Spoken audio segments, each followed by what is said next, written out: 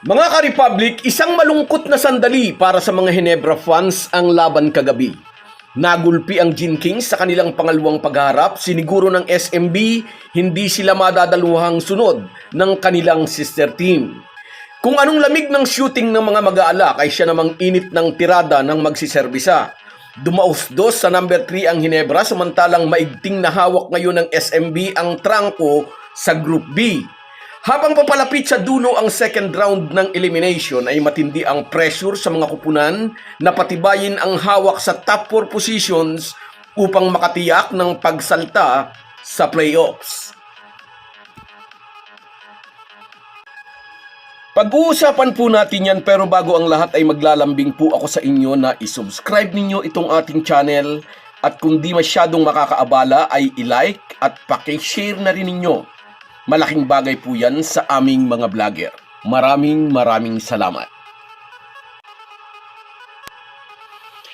Mga ka-Republic, nabigo ang Barangay Hinebra na sungkitin ang pang-anim na panalo upang opisyal na hawakan ng isang spot sa playoffs. Sa halip, ang kanilang sister team SMB ang umakyat sa tuktok ng Group B team standings at ang pag-angkin sa isang spot para sa quarterfinals. Kung tinambakan ng Hinebra ang rain or shine, sa huli nilang laro kagabi ay ang Gin Kings naman ang minasaker ng Birmen. 131-82. Napakatabang 49 points ang tambak sa Hinebra. Ito ang pinakamalaking lamang na naitala ng SMB sa buong history ng kanilang prangkisa. Pinakamalaking gulpi rin sa PBA career ni Coach Tim Cone. Naging isang historical din ang araw na ito para sa karir ni Marcio Lassiter dahil nakuha na niya ang pagiging 3-point king.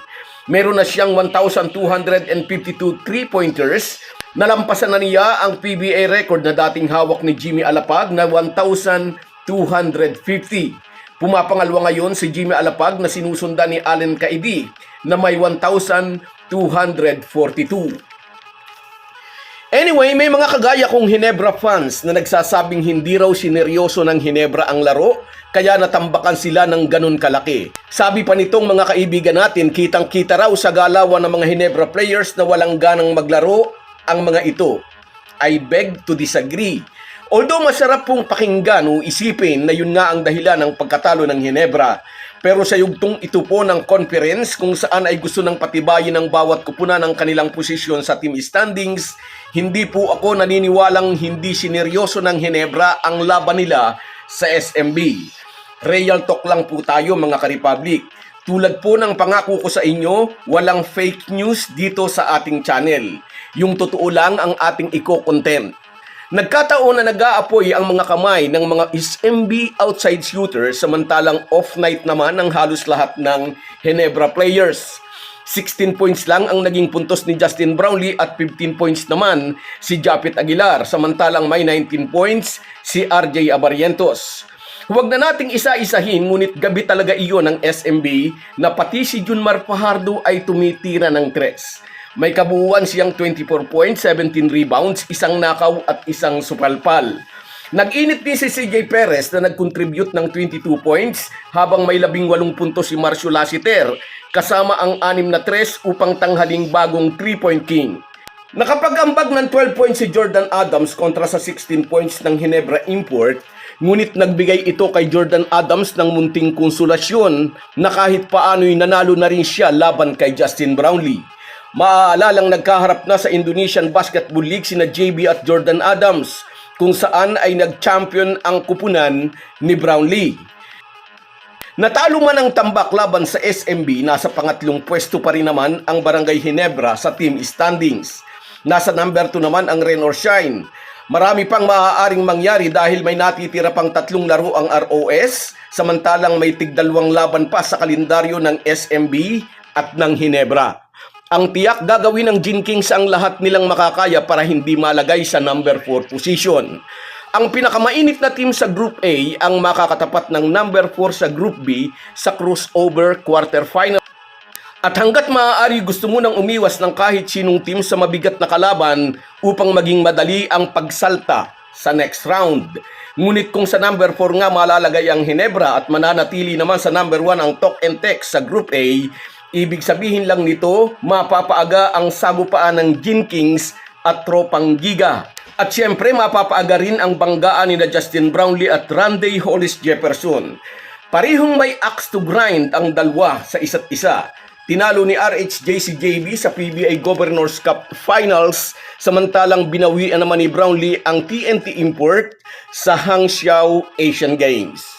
So guys, yan lang muna. Hanggang sa muli.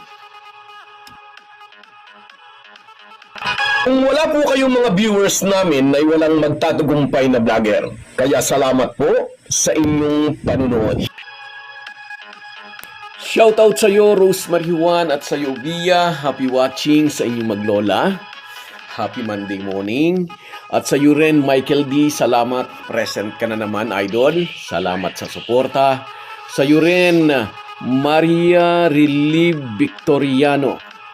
Shoutout sa iyo, idol. Sa iyo rin, Jimboy Abergas. Shoutout.